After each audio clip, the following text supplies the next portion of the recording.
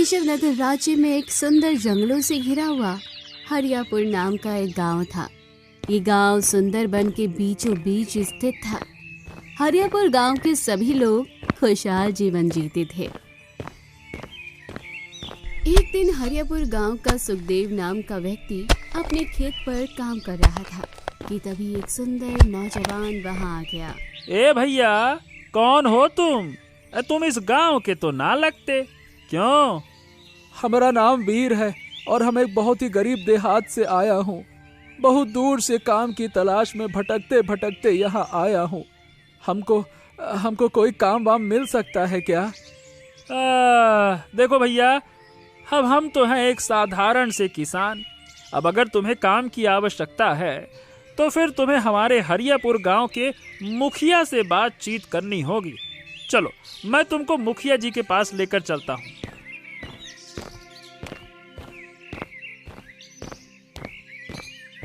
सुखदेव वीर को मुखिया के पास ले गया। ये कौन है सुखदेव? ये तेरा कोई दूर का रिश्तेदार तो नहीं लगता? ना ना ना मुखिया जी, इसका नाम तो वीर है। कुछ देर पहले ये मेरे खेत में आया और मुझसे काम मांगने लगा। कहता है बहुत दूर के गांव का रहने वाला है। मुखिया वीर को ऊपर से नीचे तक बड़े गौर से देखता है। क्यों भाई, तुम्हारे माता पिता या तुम्हारा परिवार कहाँ है? मुखिया जी, देखिए हम एक अनाथ हूँ। कोई परिवार नहीं, कोई माता पिता नहीं, आप ही का सहारा है। ठीक है, देखो मैं तुम्हारे काम का प्रबंध तो कर सकता हूँ। हमारे खेत में कुछ काम है, तुम वहां पर काम कर सकते हो। लेकिन भाई, तुम्हारे रहने का प्रबंध नहीं कर सकता, वो तुम्हें खुद देखना होगा। हाँ, ठीक है, मैं तैयार हूँ। मुखिया जी, वैसे तो ये लड़का बड़ा ईमानदार लगता है। अगर आप कहें तो मैं इसे अपने घर पर रख सकता हूँ। फिर हम सब गांव वाले मिलकर कुछ धन इकट्ठा करके गांव में ही इसके रहने का इंतजाम कर देंगे। तब तक ये मेरे घर पर रह सकता है। हाँ, ये तुम्हारा बहुत ही अच्छा फैसला है। ठीक है। सुखदेव वीर को अपने घर पर ले गया। घर पर वीर को देखकर सुखदेव की पत्नी बुरी तरह से चौंक गई। ये आपके साथ हमारे घर में कौन आया है? सुखदेव सारी घटना अपनी पत्नी को बताता है। अरे भाग्यवान, बेचारा परेशान है। कुछ दिन हमारे ही घर पर रहेगा। जब इसका रहने का इंतजाम हम सब गांव वाले मिलकर कर देंगे, तब ये हमारे घर से चला जाएगा। हाँ। सुखदेव की पत्नी उसे अकेले में ले जाती है। तुम्हें भी कुछ समझ नहीं है। अरे, एक घर में जवान बेटी है, तुम्हें क्या जरूरत थी इसे यहाँ पर लाने की? न जाने कौन है ये, कहाँ से आया है? क्या इस पर भरोसा किया जा सकता है? मैंने अपने बाल धूप में ऐसे ही सफेद ना किए। मैंने इस नौजवान की आंखों में देखा है। इसकी आंखों में ही संस्कार दिखते हैं। हाँ, चिंता मत करो। हाँ। इतना कहकर सुखदेव धीरे धीरे कदमों से चलता हुआ वीर के पास गया। हाँ भाई वीर, देखो वो रहा तुम्हारा सामने वाला कमरा। तुम्हें वहीं पर सोना है, ठीक है?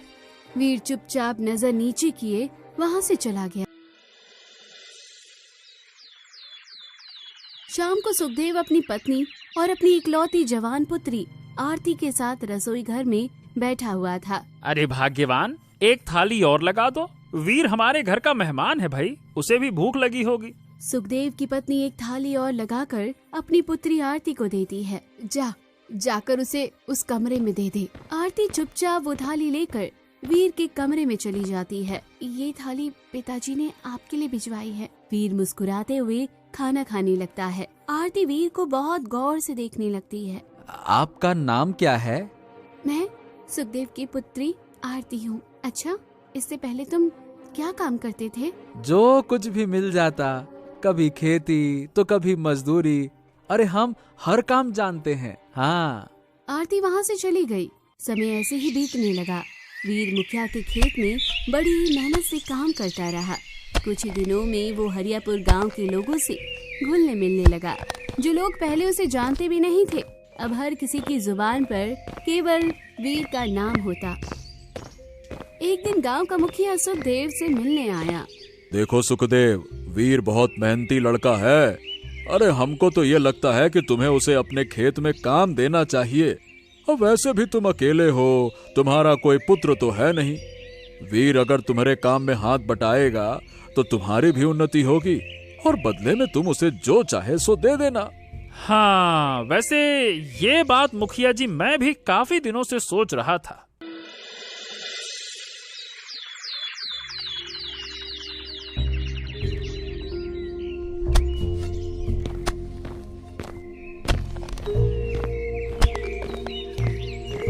तो वीर, कल से तुम मेरे खेत में काम करना, ठीक है? वीर चुपचाप हामी भर देता है और अगले दिन सुखदेव के साथ उसके खेत में चला जाता है।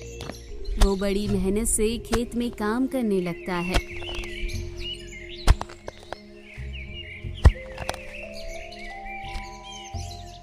दोपहर को आरती भोजन लेकर खेत में आती है।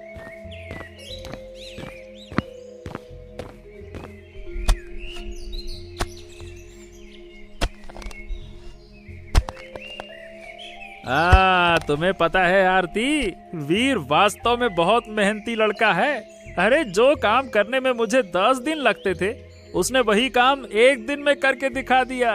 ये सुनकर आरती मुस्कुराने लगती है। वो मन ही मन वीर को पसंद करने लगी थी। तभी वहाँ गांव का जमींदार आ जाता है और वीर को देखकर सुखदेव से कहता है, अच्छा, तो यही लड़का है जो बहुत ही कम समय में गांव के लोगों से घुल मिल गया है। क्यों भैया, आखिर कौन है ये? सुखदेव जमींदार को सारी घटना बताता है। जमींदार जी, ये बहुत ही अच्छा लड़का और बहुत ही संस्कारी भी है। जमींदार वीर को गौर से देखता है। हाँ, मेरी बात ध्यान से सुनो बच्चे। यहाँ से कुछ दूर एक जंगल है। उस जंगल में एक बूढ़ी औरत रहती है। अगर कभी तुम उस जंगल में जाते हो तो उस बूढ़ी औरत से दूर रहना, क्योंकि जो भी उस बूढ़ी औरत से बात करता है, मैं उसको गांव से बाहर निकाल देता हूँ। इतना कहकर जमींदार वहाँ से चला जाता है। शाम को वीर वो सुखदेव के घर के बाहर आंगन में लगे एक वृक्ष के नीचे गहरी सोच में डूबा हुआ था। तभी वहाँ आरती आ गई। क्या हुआ? तुम इतनी गहरी सोच में क्यों गुम हो? माँ और पिताजी तुम्हें खाने के लिए बुला रहे हैं। आखिर ये जमींदार उस बूढ़ी औरत के बारे में बात क्यों कर रहा था? कुछ समय पहले हमारे गांव में एक बूढ़ी औरत रहा करती थी। कहते थे कि वो काला जादू किया करती थी। एक दिन जमींदार का इकलौता बेटा जो जंगल से शिकार करके लौटा था, उस बूढ़ी औरत के घर के पास से गुजरा और हवेली में जाकर उसने दम तोड़ दिया। जमींदार ने उस मौत का दोष बूढ़ी औरत पर डाल दिया। कहा कि उसने काला जादू किया है। गांव वालों ने मिलकर उसे अपमानित करके गांव से बाहर निकाल दिया। तब से वो बूढ़ी औरत जंगल में एक झोपड़ी बनाकर अकेली ही रहती है। वैसे तुम क्या सोचती हो आरती इस बारे में? क्या वास्तव में वो बूढ़ी औरत काला जादू करती थी? पता नहीं क्या सच है और क्या झूठ। खैर छोड़ो, हमें उससे क्या। चलो जल्दी चलो। वीर आरती के साथ घर के अंदर चला गया।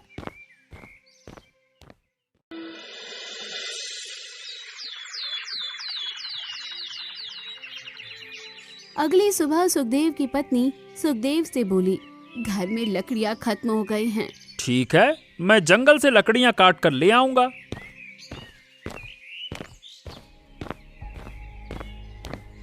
अरे आप काहे कष्ट करते हैं? लाइए कुल्हाड़ी हमको दीजिए, जंगल से हम लकड़ियां काट ले आते हैं। लाइए लाइए। वीर जंगल की ओर निकल गया।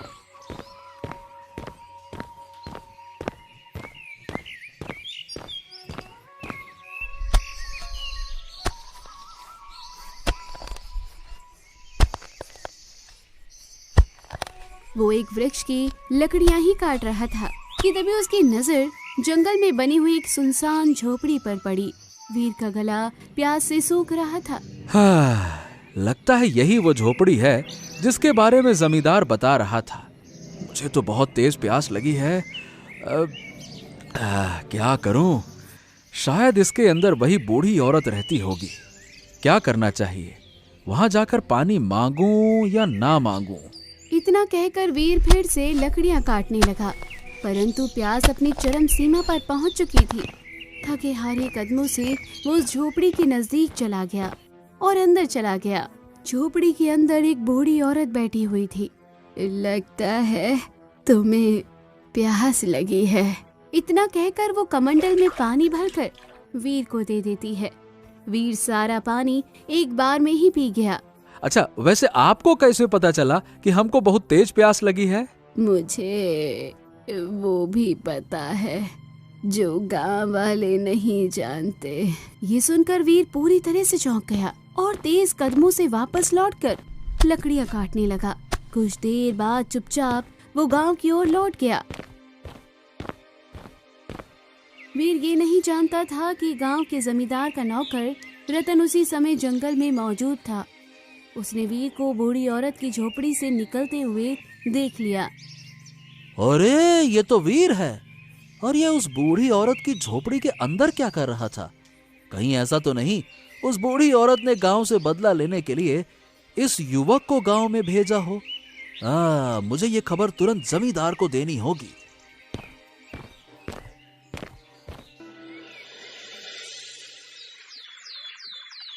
वीर, तुम थक चुके होगे, जाओ, आज रात खेत की रखवाली मैं कर लूंगा।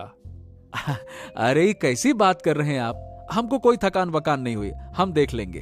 अरे नहीं नहीं नहीं, वैसे भी मुझे देर रात तक जागने की आदत है, और फिर आज की ही तो बात है। कल फसल की कटाई का दिन है, तब कल मेहनत कर लेना। तभी सुखदेव की पत्नी बोल उठी, बाहर रात में ठंड बहुत बढ़ गई है।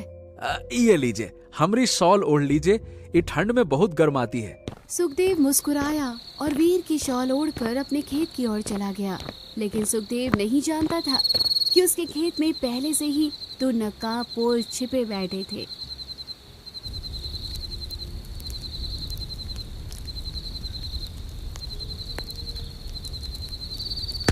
यही वीर है। क्या तुम दावे के साथ कह सकते हो कि यही वीर है? अरे मूर्ख, दिखाई नहीं दे रहा क्या? वही शॉल ओढ़े हुए है। क्या तू शॉल को नहीं पहचानता? चल, पीछे से खत्म कर देंगे। इतना कहकर दोनों नकाबपोश बाहर निकल आए और पीछे से मिलकर सुखदेव पर वार कर दिया।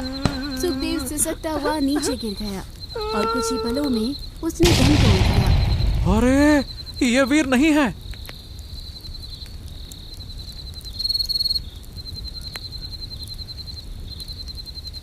थोड़ी देर बाद गांव का मुखिया जोर जोर से सुखदेव के घर का दरवाजा खटखटाने लगा।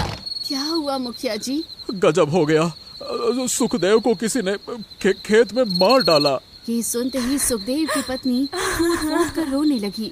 कुछ ही देर में वो आरती और वीर खेत पर पहुंच गए। वहाँ सुखदेव की निर्जीव देह पड़ी हुई थी। मेरे पति की तो किसी से दुश्मनी भी नहीं थी, आखिर उनकी हत्या किसने की है और क्यों की? तभी वहाँ जमींदार अपने नौकर रतन के साथ आ पहुँचा। तेरे पति की हत्या का जिम्मेदार और कोई नहीं, बल्कि ये मेहमान है, मेहमान जिसे सुखदेव ने अपने खेत में शरण दी। अरे ये वही आस्तीन का सांप है जिसे कोई समझ नहीं पाया। ये सुनकर आरती बुरी तरह से चौंक गई। आप कहना क्या चाह रहे हैं? अरे आज जब ये जंगल में लकड़ी काटने गया था, तब मेरे नौकर रतन ने इसे अपनी आंखों से उस बूढ़ी दादी की झोपड़ी से निकलते हुए देखा था, जिसे हम सब ने गांव से धक्के मारकर बाहर निकाला था। मैंने इसको चेतावनी दी थी, पर फिर भी ये उस औरत से मिला। मुझे पूरा यकीन है कि उस बूढ़ी औरत ने गांव से बदला लेने के लिए इसे अपना मोहरा बनाकर यहाँ भेजा है। वरना तुम ही बताओ, सुखदेव जैसे नेक इंसान की हत्या हमारे गांव में भला कौन कर सकता है? बोलो, हमारे गांव में तो कोई किसी से रंजिश भी नहीं रखता। मैं भी जमींदार की बात से पूरी तरह से सहमत हूँ। मारो इसको, साले को मारो और धक्के मारकर बाहर निकाल दो। गांव वाले बुरी तरह वीर को पीटने लगे। वीर पूरी तरह से जख्मी हो गया। गांव वालों ने उसे धक्के देकर गांव से फेंक दिया। वीर घायल अवस्था में जंगल की ओर चल पड़ा, मगर ज्यादा चोट के कारण उसे अचानक चक्कर आए और वो वहीं बेहोश होकर गिर पड़ा।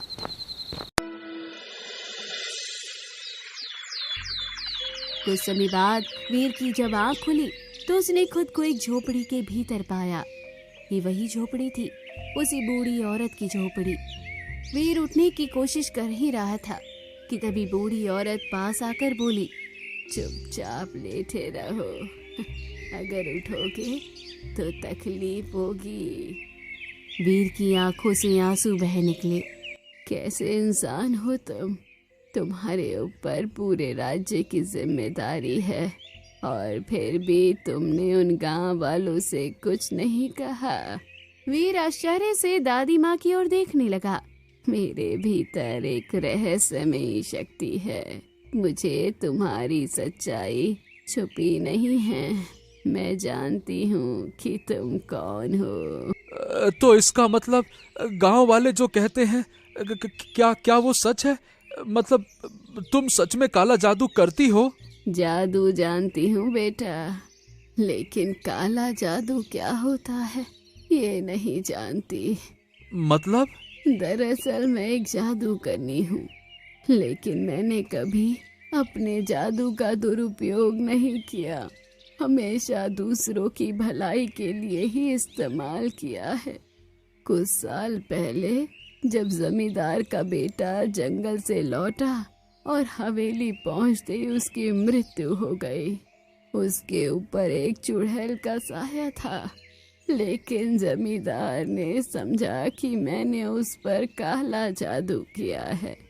बताओ बेटा, मुझे क्या मिलता किसी के बेटे को मारकर? तो सुखदेव चाचा की हत्या किसने की दादी माँ? उन्होंने हमको सहारा दिया, हमें अपने घर में जगह दी, और बताइए भला।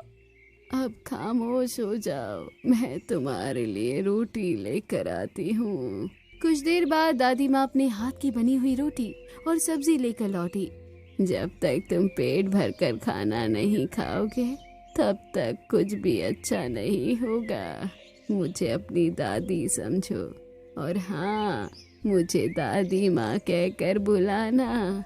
मैं हमेशा लोगों का भला चाहती हूँ बेटा, तुम्हारा भी भला चाह रही हूँ। तुम्हारे सवालों के जवाब तुम्हें कुछ समय बाद मिल जाएंगे, और उस समय तुम्हारा स्वस्थ रहना जरूरी है। वीर की आंखें नम हो गई। उस दिन के बाद वीर वहीं दादी माँ की झोपड़ी में रहने लगा। समय बीतता गया और वीर धीरे धीरे स्वस्थ हो गया। वो दादी माँ के बहुत करीब हो गया। उधर जंगल के तालाब किनारे वहीं दो नकाबपोश बिना नकाब के एक व्यक्ति के सामने खड़े थे। वो व्यक्ति और कोई नहीं, राज्य का मंत्री था। कैसे निकम्मे हो तुम दोनों, वीर की हत्या तक नहीं कर पाए। हमने तो हमला किया था, लेकिन वो वीर नहीं निकला, कोई और था। तो फिर वो बार बार बच कैसे जाता है? तभी वहाँ एक तांत्रिक आ पहुँचा। वीर भाग्य का धनी है मंत्री, इसीलिए बार बार बच जाता है। मगर वो कितना भी भाग्यशाली क्यों न हो, मेरे काले जादू से बच नहीं पाएगा। मंत्री चौंक कर तांत्रिक की ओर देखने लगा। मत भूलो, इससे पहले मैंने अपने काले जादू से उसकी बहन को भी समाप्त कर दिया था। लेकिन ये पता लगाना जरूरी है कि आखिरकार वो वीर है कहाँ। तभी वहाँ खड़ा एक दूसरा व्यक्ति बोल उठा। मैं जानता हूँ, जंगल में एक बूढ़ी औरत रहती है। गांव वालों ने उसे काले जादू के आरोप में बाहर निकाल दिया था। वीर इन दिनों उसी की झोपड़ी में रह रहा है। तो चलो फिर, अब मेरी काली शक्ति का कमाल देखना। इतना कहकर तांत्रिक, मंत्री और उनके दोनों साथी जंगल की ओर रवाना हो गए।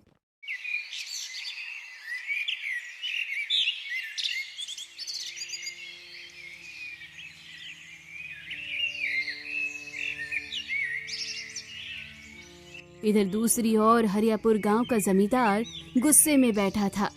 तभी वहां रतन आया और बोला, जमींदार जी, गांव वालों ने तो वीर को मार मार कर गांव से बाहर निकाल दिया था, लेकिन मैंने अपनी आंखों से देखा है, वो अब भी उस बूढ़ी औरत की झोपड़ी में ही रह रहा है, और अब वो पूरी तरह से स्वस्थ हो चुका है। इससे पहले कि वो गांव को कोई और नुकसान पहुंचाए, जमींदार जी, हमें कुछ करना होगा। जमींदार गुस्से से उठ खड़ा हुआ। क्या बात कर रहा है? तो ठीक है, आज उस बूढ़ी औरत और वीर का काम तमाम करके ही रहेंगे। इतना कहकर जमींदार रतन के साथ गांव से बाहर निकला और मुखिया को सारी घटना बताते हुए बोला, गांव वालों को एकत्रित करो मुखिया, आज हम उस झोपड़ी में आग लगाएंगे। अरे वो बूढ़ी औरत काला जादू करती है, गांव को बर्बाद करना चाहती है। तभी वहाँ आरती आ गई। मेरा मन अब भी नहीं मानता कि मेरे पिता की हत्या वीर ने की है।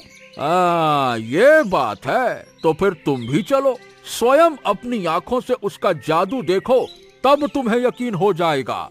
जमींदार, मुखिया, आरती और गांव वाले जंगल की ओर झोपड़ी की तरफ रवाना हो गए। बूढ़ी दादी आंखें मूंदे झोपड़ी के बाहर ध्यान में बैठी थी। तभी वीर वहां पहुंचा। दादी माँ ने आंखें खोली और कहा, समय आ गया है राजकुमार वीर, अब तुम्हें स्वयं पता लग जाएगा कि गद्दार कौन है। हाँ, आपको कैसे पता चला कि मैं इस राज्य का राजकुमार हूँ? मैंने कहा ना, मेरे भीतर कुछ अच्छी शक्तियाँ हैं।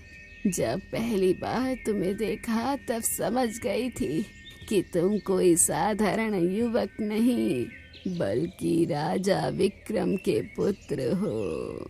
राजकुमार वीर, मैंने अपने जादू से ये भी जाना कि कुछ समय पहले तुम्हारी बहन चंद्रलेखा की मृत्यु रहस्यमयी परिस्थितियों में हुई थी। हाँ, पिताजी को शक था। उन्होंने ही कहा था कि जब तक असली दुश्मन का पता न चल जाए, मुझे छिप कर रहना होगा। तुम्हारी बहन पर काले जादू का प्रहार हुआ था और जिसने किया था वो अब यहाँ आने ही वाला है। तभी वहाँ मंत्री, तांत्रिक और दोनों नकाबपोश, जो अब नकाब में नहीं थे, सैनिक आ पहुँचे। उन्हें देखकर वीर चौंक उठा। मंत्री तुम? और ये दोनों? ये तो महल के सैनिक हैं। उस दिन तेरी बहन को मार दिया और अब तुझे भी मारने की कोशिश की गई, मगर तू किस्मत से बच गया। हाँ, हमने भी तुझे मारा था, मगर वो सुखदेव निकला, तू नहीं। तेरी शॉल ने हमको धोखा दे दिया। वीर की आंखों में खून उतर आया। तभी गांव वाले जमींदार और आरती भी वहां पहुंच गए। अब और देर नहीं, मैं अपने काले जादू का प्रहार करता हूँ। ओम ह्रीं क्लीं। तांत्रिक मंत्र पढ़ने लगा। उसकी आंखों से काली किरणें निकलने लगी, मगर उसी पल दादी माँ भी मंत्र पढ़ने लगी। उसके हाथों से निकली किरणें तांत्रिक से टकराई और तांत्रिक की देह जलकर राख हो गई। तभी वहाँ राजा विक्रम अपने सैनिक के साथ पहुँच गए। वीर मेरे बेटे, हम तुम्हें कहाँ कहाँ नहीं ढूंढते रहे और तुम यहाँ मिले। सभी लोग स्तब्ध रह गए। वीर ने सारी घटना बताई और कहा, मेरी दादी माँ ने मेरी जान बचाई और गद्दार यही मंत्री और उसके दोनों साथी हैं। सैनिकों, इनको पकड़ लो और कल सुबह इन तीनों को फांसी दी जाएगी। मुझे माफ कर दीजिए राजकुमार, आपने पहले क्यों नहीं बताया? क्योंकि मैंने तुम्हारे गांव का नमक खाया था और मुझे सुखदेव चाचा की मौत का अब भी दुख है। मैं जानता था कि हत्या मेरे ही किसी दुश्मन ने मुझे समझकर की थी, इसीलिए अपने आप को भी दोषी मानता रहा। और हाँ, बूढ़ी दादी को कभी बदनाम मत करना। ये काला जादू नहीं करती, इन्होंने कभी अपने जादू का इस्तेमाल किया ही नहीं। तुम्हारा बेटा भी किसी चुड़ैल के चंगुल में फंसकर मरा था। जमींदार की आंखों में आंसू आ गए। तभी बूढ़ी दादी अचानक गिर पड़ी। अरे दादी माँ, क्या हो गया? उस तांत्रिक के काले जादू को रोकना आसान नहीं है बेटा। मैं सह गई, मगर अब मेरा समय आ गया है। मुझे याद रखना। दादी माँ, मैं आपके हाथ की रोटियों को हमेशा याद रखूंगा। जब सबने साथ छोड़ा तो आपने मेरा साथ दिया। बूढ़ी दादी ने वहीं पर दम तोड़ दिया। सभी ने नम आंखों से उनका अंतिम संस्कार कर दिया।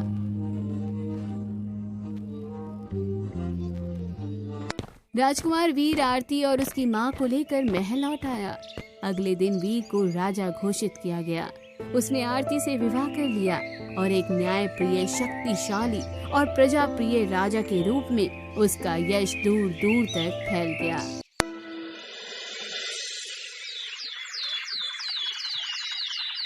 चंदनपुर नामक गांव में पंकज नाम का एक गरीब चित्रकार रहता था। पंकज लोगों के चित्र बनाकर उन्हें प्रसन्न करता और उन्हीं पैसों से अपनी गुजर बसर करता। अजी, आप कब तक यूं दूसरों का चित्र बनाकर पैसे कमाएंगे? लोग तो आपकी मेहनत के पूरे पैसे भी नहीं देते। इतने कम पैसों में अब गुजारा करना मुश्किल हो गया है। हाँ, अरे मैं जानता हूँ लीला, महंगाई काफी बढ़ गई है, इतने पैसे बहुत कम पड़ते हैं, पर क्या करूँ मैं भी। खुद सोचो ना कि मुझे चित्र बनाने के अलावा और कोई काम आता भी तो नहीं है। ठीक है जी, लेकिन फिर भी आप कोशिश करिए हमारे हालात सुधारने की। ठीक है लीला, ठीक है, तुम चिंता मत करो, मैं पूरी कोशिश करूंगा। चलो अब मैं काम पर चलता हूँ, अपना ख्याल रखना, ठीक है ना? चलो। इतना कहकर पंकज काम करने निकल पड़ता है।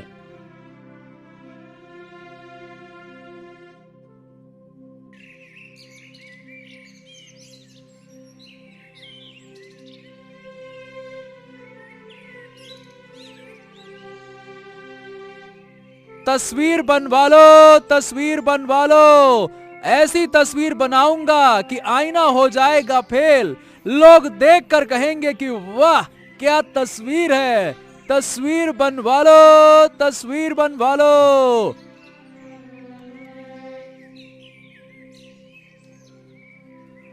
अरे पंकज मेरे दोस्त, भाई मेरा भी एक चित्र बना ही दो।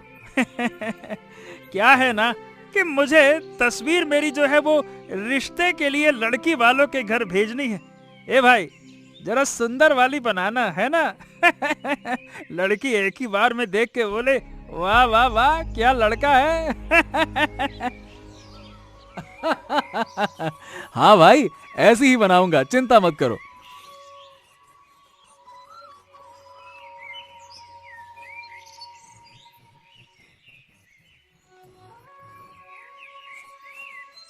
अरे बस बस बस, बन गया, तुम चिंता मत करो। ये लो, बना दिया तुम्हारा चित्र। अरे वाह वाह वाह वाह वाह वाह भाई, क्या अद्भुत कलाकारी है। सही है, तुम्हारे हाथों में जादू है। हूबहू मेरी शक्ल उतार दी, ऐसा लग रहा है हीरो हूँ हीरो। ये लो तुम्हारे पैसे, अब मैं चलता हूँ।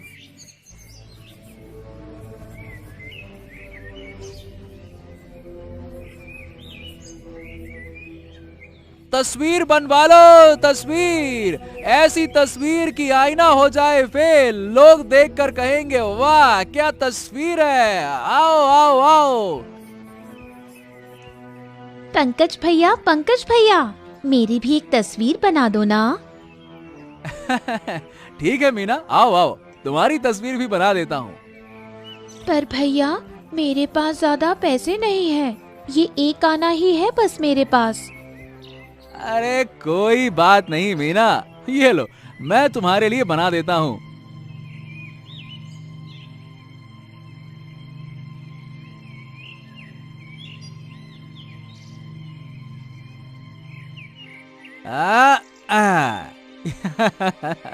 ये लो मीना, तुम्हारी तस्वीर बनकर तैयार हो गई। आपका बहुत बहुत शुक्रिया भैया। रोज इसी तरह पंकज के पास केवल 3-4 लोग ही चित्र बनवाने आते थे और उन्हीं पैसों से पंकज अपने घर का खर्च चलाता था। हाँ, आज भी केवल 3 लोगों ने ही चित्र बनवाया। काश कि मेरी कला की लोगों को पहचान हो जाए, तो मेरे पास भी लोगों की भीड़ इकट्ठा हो जाए। अरे चलो घर चला जाए।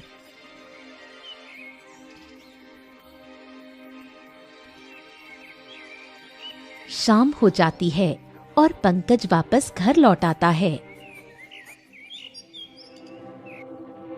लीला, अरे ओ लीला, मैं घर आ गया।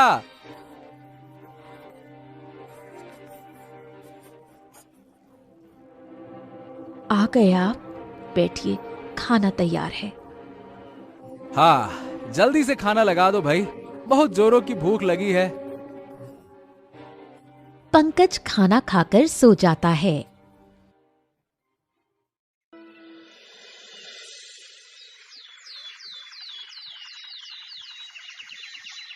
लीला, मैं काम पर जा रहा हूँ। ठीक है, आराम से जाइएगा। और सुनिए, शाम को आते समय थोड़ा अनाज लेते आइएगा। अनाज बस खत्म ही होने वाला है। ठीक है लीला। पंकज रोज की तरह आज भी चित्र बनाने निकल पड़ता है।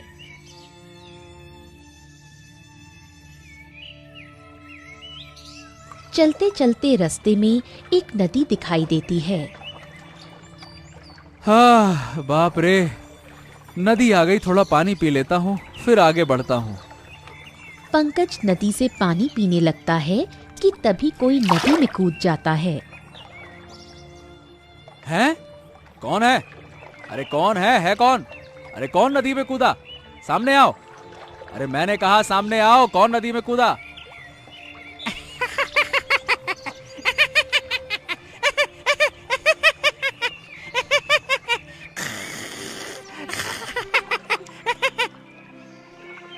अरे ये कौन है की आवाज निकाल रहा है? कौन है? अरे आखिर कौन हो सकता है? सामने आओ। आखिर कौन हो सकता है? सामने आओ। अरे तो तुम मेरी नकल कर रहे हो? अरे हिम्मत हो तो सामने आकर दिखाओ। तुम्हें पता है मैं एक चित्रकार हूँ। क्या तुम मुझसे चित्र बनवाना पसंद करोगे क्या? हाँ, मुझे रंग बहुत पसंद है। मेरा भी चित्र बना दो। अच्छा, तो तुम थे। वैसे बंदरों को तो पानी से डर लगता है ना? तुमने पानी में क्यों छलांग लगाई? अरे मैं जिमी बंदर हूँ। मुझे किसी चीज से डर नहीं लगता। मैं उछल कूद करके अपना पूरा दिन गुजारता हूँ। हाँ। अच्छा। अच्छा ठीक है जिमी, मैं समझ गया। तो आप क्या बनवाना पसंद करेंगे जिमी बंदर जी? जंगल का चित्र, फल का चित्र, या फिर अपना स्वयं का चित्र? मैं अपना चित्र बनवाना पसंद करूंगा। हाँ, मेरा चित्र बनाओ। ठीक है, चलो अभी बनाता हूँ। पंकज अब जल्दी से जिमी का चित्र बना देता है।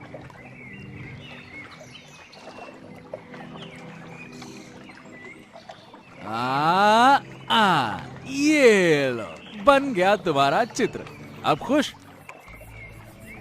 अरे वाह, कितना सुंदर चित्र है। शुक्रिया तुम्हारा। ये लो, मेरी तरफ से तुम्हारे लिए ये खास अमरूद। ये खाओ। अमरूद? वाह, क्या बात है। बहुत बहुत शुक्रिया जिमी, बहुत बहुत शुक्रिया। अब पंकज आगे बढ़ता है। जिमी भी उसके पीछे पीछे आता है। अरे जिमी, तुम मेरे पीछे पीछे क्यों आ रहे हो? क्या तुम्हें कुछ और चाहिए क्या? नहीं, मुझे तो कुछ नहीं चाहिए। मैं बस तुम्हें चित्र बनाते हुए देखना चाहता हूँ, इसीलिए मैं तुम्हारे पीछे पीछे आ रहा हूँ। अच्छा, ठीक है, चलो मेरे साथ आओ।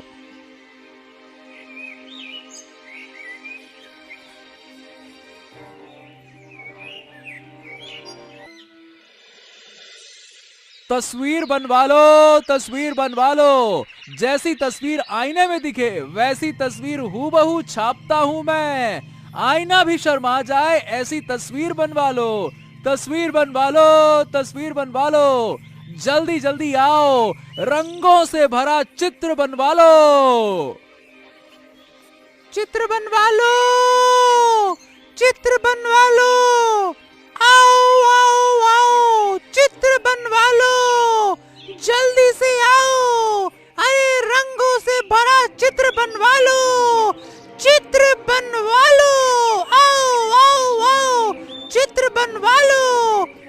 बनवा लो। रंगों से भरा चित्र बनवा लो।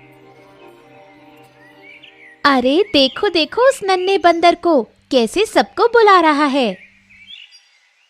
हाँ भाई, कितना प्यारा बंदर है। हाँ, बहुत प्यारा बंदर है।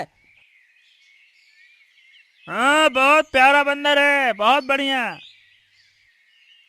पंकज, मेरा भी चित्र बना दो। और नन्हे बंदर कैसे हो? मेरा नाम नन्हा बंदर नहीं, जिमी है, जिमी। जिमी तो और भी प्यारा नाम है। ये लीजिए, ये रहा आपका चित्र। ए भाई, मुझे भी चित्र बनवाना है। मुझे भी बनवाना है। मुझे भी बनवाना है। जिमी के कारण आज काफी ज्यादा लोग पंकज से चित्र बनवाने आते हैं।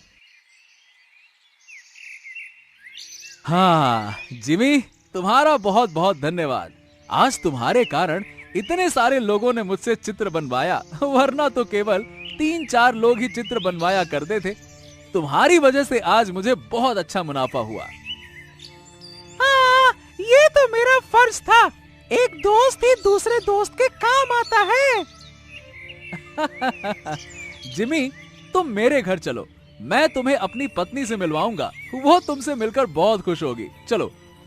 हाँ हाँ, क्यों नहीं, चलो चलते हैं। मैं तो कब से तुम्हारे साथ ही चल रहा हूँ, क्यों? चलो। पंकज अब जिमी बंदर को अपने घर ले आता है।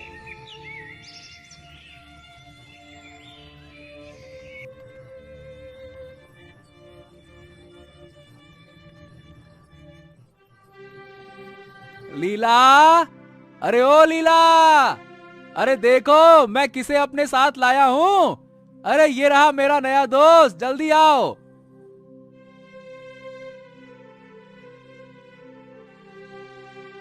मुझसे मिलिए, मैं हूँ जिमी बंदर। सबको मैं भाता हूँ, सबका दिल बहलाता हूँ, जिमी बंदर। अरे वाह, ये तो सच में बहुत प्यारा है। पंकज अब लीला को जिमी के कारण हुए मुनाफे के बारे में सब कुछ बताता है।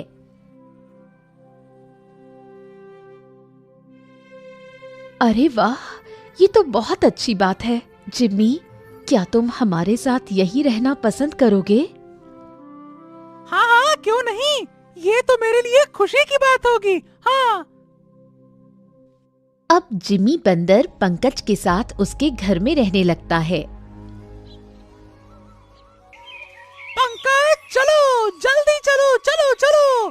आज हम दोनों मिलकर धूम मचाते हैं। दिखा देते हैं कि दुनिया में हमसे बड़ा कोई चित्रकार है ही नहीं। चलो। अरे जिमी, तुम और तुम्हारी फिल्मी वाली बातें। चलो भाई, चलो चलो। अब पंकज और जिमी लोगों के चित्र बनाने के लिए निकल पड़ते हैं।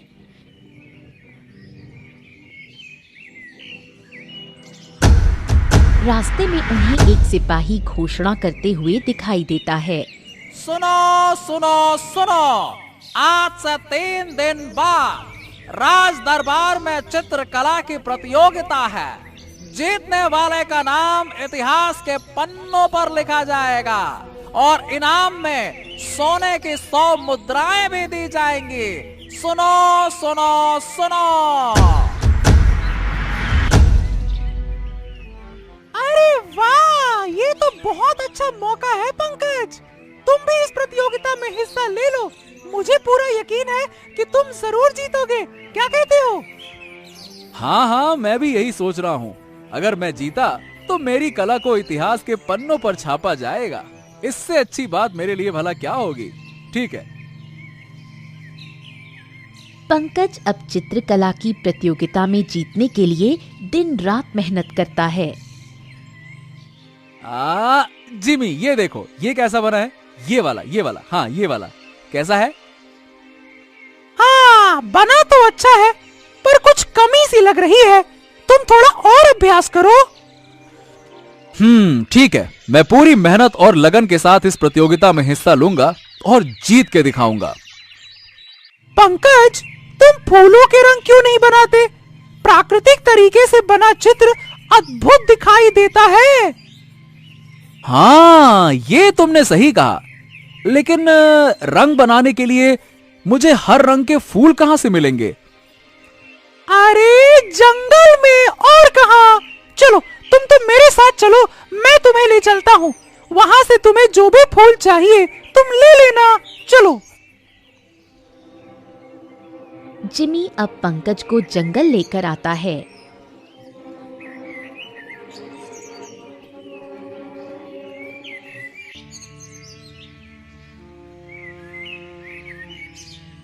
मौसम है आशिकाना, ए हवाएं आज फूलों को ऐसे ढूंढ लाना। मौसम है आशिकाना, मौसम है आशिकाना। जिमी, अरे भाई तुम्हारे तो क्या ही कहने। अरे भाई, आपकी संगीत कला के आगे मेरी चित्रकला भी फीकी है।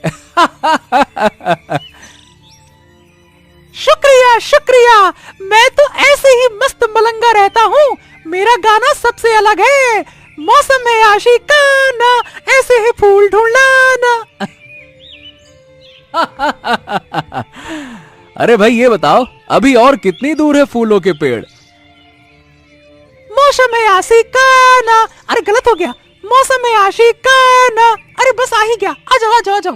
वो देखो, फूलों से भरे कितने सारे पेड़।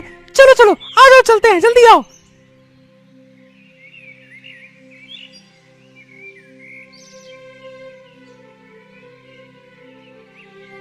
अरे वाह वाह वाह वाह, कितना सुंदर दृश्य है।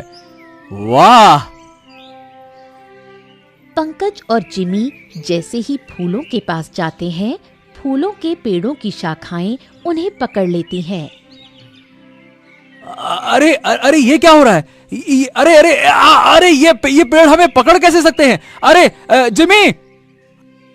अरे लगता है ये जादुई पेड़ है। अब हम क्या करेंगे? इनसे कैसे बचेंगे? शांत रहो शांत रहो शांत रहो, हिलो नहीं। धीरे धीरे करके ये हमें छोड़ देंगे।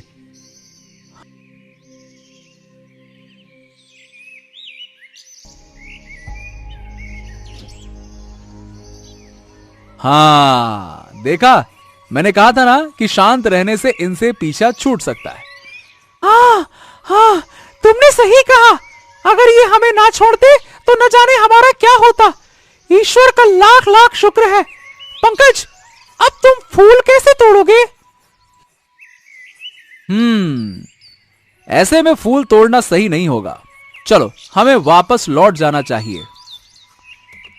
पंकज और जिमी बंदर अब वापस लौटने लगते हैं कि तभी उन्हें एक आवाज सुनाई देती है। अपना मकसद पूरा किए बिना यहाँ से कोई नहीं जा सकता। अपना मकसद पूरा करो। हाँ, अरे अरे अब ये कौन बोला? इधर देखो, मैं हूँ एक जादुई पेड़। हाँ, जादुई पेड़? हाँ, मैं हूँ जादुई पेड़। बताओ, तुम लोग किस मकसद से यहाँ पे आए हो? मैं तो बस फूलों के लिए यहाँ पे आया था और मेरा कोई मकसद नहीं था। हाँ हाँ, और अब हमें फूल नहीं चाहिए। हम वापस जा रहे हैं। रुक जाओ, ऐसे कैसे चले जाओगे? यहाँ जो भी आता है वो मेरी मर्जी से ही वापस जाता है। अब हमें वापस जाने के लिए क्या करना होगा? तुम्हें मेरी जड़ों को काटना होगा, तभी तुम यहाँ से वापस जा सकते हो। ठीक है ठीक है ठीक है, हम तैयार हैं, लेकिन तुम वादा करो, उसके बाद हमें जाने दोगे। ठीक है, मेरा तुमसे वादा रहा। पंकज अब अपने झोले में रखे खंजर से पेड़ की जड़ों को काट देता है।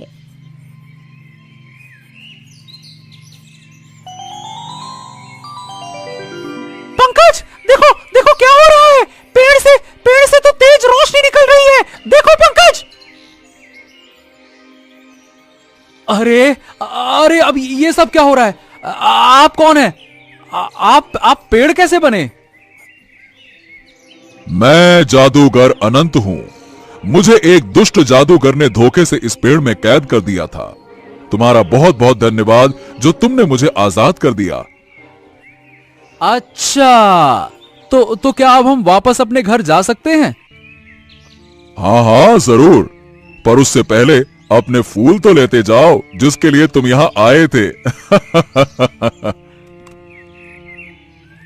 अब पंकज खुशी खुशी अपने मनचाहे फूलों को इकट्ठा करके अपने साथ ले जाता है।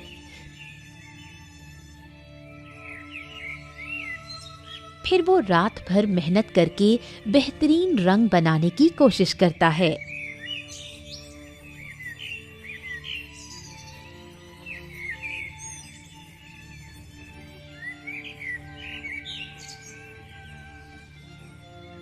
हाँ, तो जिमी भाई बन गए दुनिया के सारे सबसे सुंदर रंग। अब मुझे जीतने से कोई नहीं रोक सकता। वाह पंकज वाह, तुमने कितने सुंदर रंग बनाए हैं। वाह वाह वाह, मजा आ गया सुंदर रंगों को देखकर। वाह वाह वाह वाह।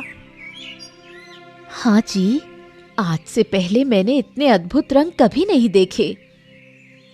हाँ, शायद ये जादूगर अनंत का ही जादू है जिसके कारण मेरे रंगों में इतनी सुंदरता है। उन्होंने बिना कहे मेरी मदद की है। 3 दिन गुजर जाते हैं। अब प्रतियोगिता का दिन आता है।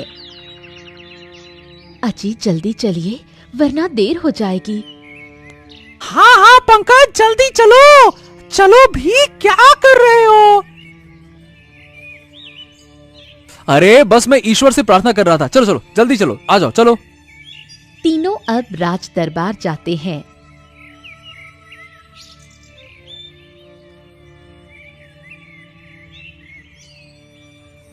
प्रतियोगिता शुरू होने में अब कुछ ही समय बाकी है। जल्दी जल्दी अपना स्थान ग्रहण कर लें।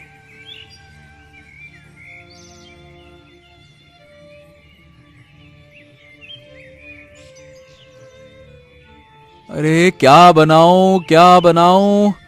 हाँ, मुझे समझ में आ गया कि क्या बनाना है।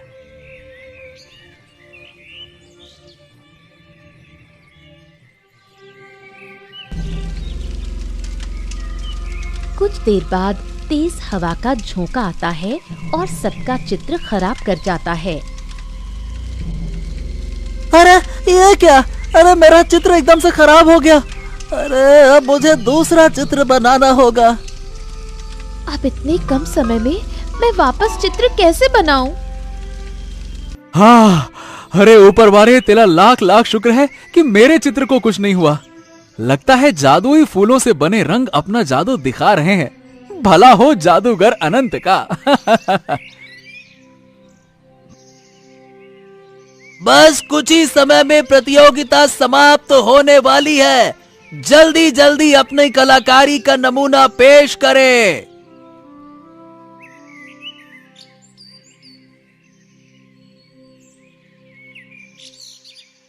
हाँ हाँ, बस बस हो गया। ये आखिरी काम भी पूरा हुआ। बस।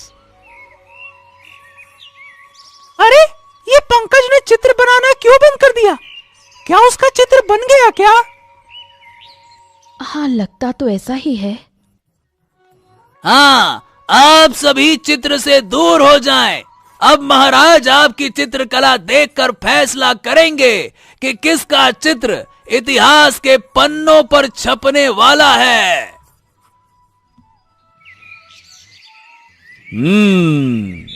ये भी ठीक है, पर कुछ खास नहीं है। हाँ, ये तो ठीक भी है, खास भी है। हाँ, पर कोई कमी सी लग रही है। राजा जैसे ही पंकज का चित्र देखते हैं, उनकी आंखें खुशी से चमक उठती हैं। वाह वाह वाह वाह वाह, अद्भुत अद्भुत। ऐसा चित्र तो मैंने आज तक नहीं देखा। इस चित्र का रंग तो मानो स्वर्ग से लाया गया हो। रंगों की चमक बता रही है कि ये एक अद्भुत चित्र है। जो संसार में कोई नहीं बना सकता। हाँ, ये केवल एक अद्भुत चित्रकार ही बना सकता है। हाँ महाराज, आपने बिल्कुल सही कहा। यह चित्र तो चित्रकला का सरदार नजर आ रहा है। वाह वाह वाह वाह। पंकज, तुम तो सच में एक महान चित्रकार हो। तुम्हारा नाम इतिहास के पन्नों पर लिखा जाएगा और तुम्हारा चित्र इतिहास के पन्नों पर छपेगा।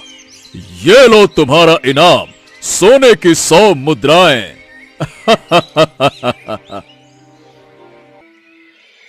पंकज जो चाहता था उसे वो हासिल हो जाता है। अब पंकज और उसकी पत्नी हंसी खुशी रहने लगते हैं।